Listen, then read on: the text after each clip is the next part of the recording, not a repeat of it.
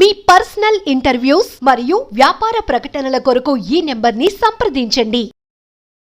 నమస్తే, నేను మీ Gopi. Welcome back to మన టీవీ. ప్రస్తుతం మనతో పాటు ఉన్నారు సీనియర్ జర్నలిస్ట్ కట్టా కార్తీక్. ఆయనతో మాట్లాడదాం. కార్తీక్ అన్న నమస్తే. నమస్తే గోపి. మనం చూసుకోవచ్చు, నిన్న శాసనమండలి సమావేశం జరిగింది. ఆ సమావేశంలో వైసీపీ ఎమ్మెల్సీలకి అదేవిధంగా మన నారా లోకేష్కి అయితే మధ్య వాగ్వాదం జరిగినట్టు మనకు కనపడింది. సో నారా లోకేష్ గారు ఏమన్నారంటే, ఎప్పుడైతే లాస్ట్ ఇయర్ అంటే 2019 ఎలక్షన్ జరిగినప్పుడు కూటమి ప్రభుత్వం అధికారం లేని సమయంలో, జగన్ అధికారంలో ఉన్న సమయంలో భువనేశ్వరి గారిని చాలా అవమానకరంగా అయితే అసెంబ్లీలో అయితే చెప్పడం జరిగింది. దాన్ని మనసులో పెట్టుకొని అంబటి రాంబాబు గారు కూడా అన్నట్టుగా వీళ్ళు చిత్రీకరించారు. ఈయన ఏమన్నారంటే, చూడండి ఒకసారి, శాసనసభలో మీ తల్లి గారిని అవమానించినట్లు నిరూపిస్తే బేషరతుగా క్షమాపణ చెప్పి రాజకీయ నిష్క్రమణ చేస్తానన్నారు. దీనికి నువ్వేమంటావు? యాక్చువల్గా అంబటి రాంబాబు గారు ఆ రోజులో నారా భువనేశ్వర్ గారి మీద కామెంట్ చేశారా లేదా? ఇది 2017లో జరిగినటువంటి సంఘటన. ఇది శాసనసభలో నిండు సభలో 151 మంది వైసీపీ ఎమ్మెల్యేలు ఉన్నారు. వైసీపీ అధికారంలో ఉంది, టీడీపీ ప్రతిపక్షంలో ఉంది. ఆ టైంలో వల్లభనేని వంశీ కావచ్చు, కొడాలి నాని కావచ్చు, అంబటి రాంబాబు కావచ్చు, సహజంగా వీళ్ళు చేసే కామెంట్స్ చాలా ఎబ్బెట్టుగా ఉండేవి. ఇప్పుడు అసలు నిజానికి ఇప్పుడు నువ్వు ఈ కొత్త ట్వీట్ చేసావు కదా, పాత ట్వీట్స్ లోకి వెళ్తే నీకు చాలా కనపడతాయి. పవన్ కళ్యాణ్ గంగిరెద్దుని పోల్చినట్టు, ఇలా రకరకాల comments Ambati Rambabu Twitter open చేస్తే కనపడతాయి. ఇప్పుడు ఈయన శాసనసభలో పీడ అడుగుతున్నాడు. ఆ రోజు చేసినటువంటి విజువల్స్ చూపించగలిగితే నేను రాజకీయాల నుంచి నిష్క్రమిస్తాను అని చెప్పేసి అంటున్నాడు.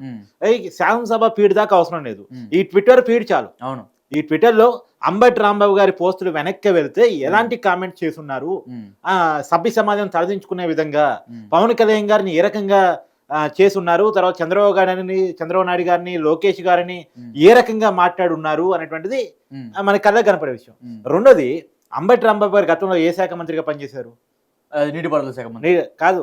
ఏ రోజన్నా పోలవరం, ఆయన వీడియో కూడా వైరల్ అయింది ఈ మధ్యకాలంలో, నాకు పోలవరం మీద 0 సబ్జెక్ట్ అన్నాడు. అవును, పోలవరం మీద 0 సబ్జెక్ట్ అన్న వ్యక్తిని నీటిపారుదల శాఖ మంత్రి చేశారు. అతను కనీసం ఒక్క ప్రాజెక్ట్ అన్న కంప్లీట్ చేశాడు. సీఎంకి కూడా 0 సబ్జెక్ట్ అని మేము విన్నాం. సీఎంఏ అన్నాడు. ఇది వెరీ లెంతీ క్వశ్చన్, ఏదో ప్రశ్న అడిగితే సమాధానం నాకు తెలియదు అన్నట్టు జగన్మోహన్ రెడ్డి గారు చెప్పారు. అది పక్కన పెట్టేస్తే, సరే పర్టికులర్ మంత్రి కాబట్టి అంబటి రాంబాబుకి ఎందుకు ఆ పోస్ట్ ఇచ్చారంటే, కేవలం బూతులు తిట్టగలుగుతాడు, చంద్రబాబు నాయుడు గారిని, పవన్ కళ్యాణ్ గారిని, వాళ్ళ కుటుంబాన్ని మాట్లాడగలుగుతాడు కాబట్టి ఆయనకి ఆ పోస్టు. అంటే నువ్వు ఒకటన్నా 2019 దాకా అంబటి రాంబాబు అంటే ఎవరో తెలియదు.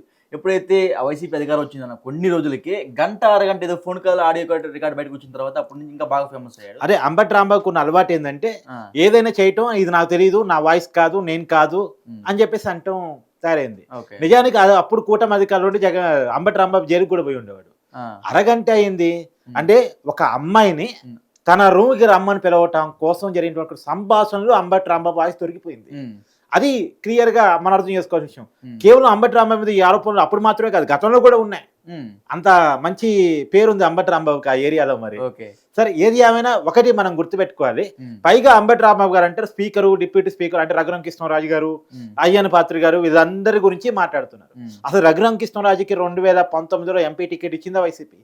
కేవలం వైసీపీని వ్యతిరేకించిన పాపానికి, జగన్మోహన్ రెడ్డి గారిని వ్యతిరేకించిన పాపానికి ఆయన్ని పార్టీ నుంచి బాయ్కాట్ చేసి, ఆయన మీద కేసులు పెట్టి, పోలీస్ స్టేషన్ లో పెట్టి కొట్టించేసి ఆయన్ని చంపే ప్రయత్నం చేశారు ఆ రోజు. మరి దానికి ఏం కేసులు పెట్టాలి? జగన్మోహన్ రెడ్డి గారిని ఎలా పనిచేయాలి? పైగా ఇప్పుడు అంబటి రాంబాబు గారి పోస్ట్ ఒక్కసారి వెనకెళ్ళు, జగన్మోహన్ రెడ్డి గారు మాట్లాడారు మొన్న, ఏదో చంద్రబాబు నాయుడు గారి మీద 420 కేసులు పెట్టారు, ఏదో కూటమి హామీలు ఇచ్చింది నిలబెట్టుకోలేకపోయింది కాబట్టి 420 కేసులు పెట్టాలని. అసలు వీళ్ళకి బుర్రుందా లేదా నాకు అర్థం కావట్లేదు. కానీ ఇప్పుడు ఐపీసీ యాక్ట్ లేవు, ఇప్పుడు బిఎన్ఎస్ ఉంది. అవును, బిఎన్ఎస్ ప్రకారం మారిన చట్టాల ప్రకారం 318 పెట్టమని అడగాలి. కానీ ఇంకా పాత చట్టాలు పట్టుకుని ఎందుకున్నారు? అదే సబ్జెక్ట్ ఫారో గారు అంటే వెనకబడిన తరం అంటారా? వెనకబడితనం, సబ్జెక్ట్ లేనితనం. ఈ నాలెడ్జ్ లో ఉండి ఒక అబద్ధాన్ని నిజమని నమ్మించాలని చూస్తే ఆంధ్రప్రదేశ్ ప్రజలు పిచ్చోళ్ళు కాదు. అందుకనే మనం తీర్పిచ్చారు. ఒక్కసారి మీ చేతుల్లో మోసపోయిన తర్వాత, మీ మాటలకు మోసపోయిన తర్వాత పదే మోసపోవడానికి ఆంధ్రప్రదేశ్ ప్రజలు సిద్ధంగా లేరు. రెండోది, అంబటి రాంబాబు గారు నిజంగా ప్రజల సమస్యలు ఉన్నాయి, ప్రజల సమస్యలను మాట్లాడు, పోరాటం చేయి, అంతేకాని ఇలాంటి పిచ్చి పిచ్చి కామెంట్స్ చేయకు. ఇప్పుడు ఏదో రాజకీయాల నుంచి వై దొరుకుతా అన్నాడు. ఇప్పుడు నిష్క్రమణ చేస్తాను. నేను ఇక్కడ ఓపెన్ గా అంబటి రాంబాబు చేసినటువంటి పాత ట్వీట్స్ అన్ని ఓపెన్ చేసి చూపిస్తా. రాజకీయ నిష్క్రమణ చేస్తాడా? పీకే గారిని పిచ్చి కుక్క అన్న చూపిస్తా, పీకే గారిని గంగిరెద్దు అన్న చూపిస్తా, నారా లోకేష్ గారిని గంగిరెద్దు అన్న చూపిస్తా, అవన్నీ చూపిస్తా. మరి అంబటి రాంబాబు గారు రాజకీయ నిష్క్రమణ చేస్తారా? ఓవర్ కంటే నిజం చేస్తావా? మరి అంటే ఎందుకు? నేను ఎక్కడో శాసనసభ పీడి దాకా అవసరం లేదు, అదే కొద్దిగా ఫార్మాలిటీస్ తో కూడిన వ్యవహారం. రెండోది వైసీపీలో డిలీట్ చేసి ఉండొచ్చు, ఆ రోజు అధికారం వాళ్ళే ఉన్నారు కాబట్టి ఆ విజువల్స్ అన్ని తీసేసి ఉండొచ్చు, రికార్డ్ నుంచి తొలగించి ఉండొచ్చు. కానీ అది ఏమో కష్టమేమో, కానీ ఈ ట్విట్టర్ అయితే ఉంటది కదా, ఈ ట్విట్టర్ అయితే ఎవరు తీసేయలేడు కదా. ఇది నేను ఇక్కడ చూపించడానికి రెడీగా ఉన్నాను. అంబటి రాంబాబు గారు నిజంగా లైవ్కి వచ్చి తను చర్చ పెట్టదలుచుకుంటే, తను ఎవరిని ఎప్పుడు ఏమీ వ్యక్తిగతంగా దూషించలేదు, సబ్జెక్ట్ మాత్రమే మాట్లాడని కనుక అనుకుంటే నేను నిరూపించడానికి సిద్ధంగా ఉన్నాను. ఆయన రాజకీయ సన్యాసం తీసుకునే రెడీగా ఉన్నాడు అనేది నేను స్ట్రైట్ గా అంబటి రాంబాబు గారిని అడుగుతున్నాను. రెండోది, అంబటి రాంబాబు గారి నుంచి ఎవరు ఏమీ నేర్చుకోవాల్సిన అవసరం లేదు. అతను ఒక ఎలివేట్ అంటే అతన్ని రాజకీయాల నుంచి పక్కగా పెట్టాల్సిన పొలిటీషియన్. ఆయన రాజకీయ నిష్క్రమం తీసుకోవాల్సిన అవసరం లేదు. ఆల్రెడీ ప్రజలు రాజకీయ నిష్క్రమం ఇచ్చేశారు. సత్తెనపల్లి ఆయనకున్న మర్యాద ఇప్పుడు మనం చూసాం. అవును, దారుణంగా ఓడిపోయారు. రేపు పొద్దున గెలిచే పరిస్థితి కూడా లేదు ఆయనకి. సో ఆయన ఆల్రెడీ ప్రజలు ఆయన రాజకీయాల నుంచి వైదొలగం అని చెప్పిన తర్వాత ఆయన తీసుకున్నా ఒకటే, తీసుకోపోయినా ఒకటే. సో ఓవరాల్ గా అంబటి రాంబాబు గురించి ఒక మాటలో చెప్పాలంటే ఏం చెప్తావు? ఆయన ఇంకా నువ్వు చెప్పే మాటకి ఆయన మాట్లాడకూడదు, అట్లా చెప్పాలి. అంటే మాట్లాడకూడదని నోళ్ళు మమ్మిచ్చే బాబుతో నేను కాదు, అది వైసీపీ బాబుతో. అది అంబటి రాంబాబు లాంటి వాళ్ళ బాబుతో. రేపటి నుంచి మాట్లాడకుండా చేయాలి, నోళ్ళు మూపించాలనే బాబుతో. కానీ అంబటి రాంబాబు మాట్లాడాలి, దొరికిపోవాలి, ప్రజల ముందు ఇంకా ఫోన్ అంటారా ఏమంటారో ఆయన. ఎందుకంటే ఇప్పటికి చాలాసార్లు అంబటి రాంబాబు దొరికిపోయాడు. పోలవరం ప్రాజెక్ట్ నుంచి నాకు ఏమీ తెలియదు, జీరో నాలెడ్జ్ అన్న విషయంలో దొరికిపోయాడు.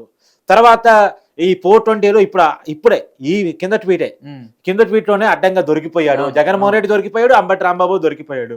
ఇలా అనేక మార్లు దొరికిపోతా ఉంటాడు, అరగంటలో దొరికిపోయాడు.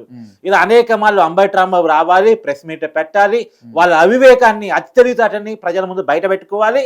వాళ్ళ పార్టీ సొంత అల్లుడు అడ్డం తిరిగినారు. సొంత అల్లుడు అడ్డం తిరిగిన అవును, సొంత అల్లుడు కూడా అడ్డం తిరిగి, అవును, గుర్తుంది, కరెక్ట్, మంచి పాయింట్. సో ఇంట్లో వాళ్ళని చక్క పెట్టుకోలేని పార్టీ వాళ్ళది. అవును కాదు, ఆయనకి సొంత అల్లుడు ఎదురు తిరగటం ఏందబ్బా. జగన్మోహన్ రెడ్డి గారికి సొంత చెల్లి తల్లి ఎదురు తిరిగారు, ఈయన కల్లుడు ఎదురు తిరిగారు, ముద్రగడ పద్మనాభం గారికి కూతురు ఎదురు తిరిగింది, ఇంకొక ఎమ్మెల్యే కొడుకు ఎదురు తిరిగాడు. తర్వాత ఇలా చాలా మంది భార్య ఎదురు తిరిగింది మొన్న దువ్వాడ శ్రీనివాస్ విషయంలో. ఇప్పటికీ వాళ్ళ పార్టీ ఎమ్మెల్సీగా ఉన్నాడు. సో కాబట్టి వీళ్ళకి ఇవన్నీ కామను. వాళ్ళకి మానవ సంబంధాలు, అనుబంధాలు, బంధాలు ఇవన్నీ తెలియవు. అవన్నీ తెలిసింది ఎవరు? తెలుగు వాళ్ళగా పుట్టిన మనకు తెలుసు. వాళ్ళు ఏదో ఈ గడ్డ మీద పుట్టారంతే. వాళ్ళ ఆలోచనలన్నీ పదవుల మీద, వాళ్ళ ఆశలన్నీ డబ్బుల మీద మాత్రమే ఉంటాయి. దానికోసం తప్ప దేనికోసం ఉండదు. ఓకే, సో థ్యాంక్ యూ అన్న. ఏం జరిగిపోతుందో మనం కూడా చూద్దాం.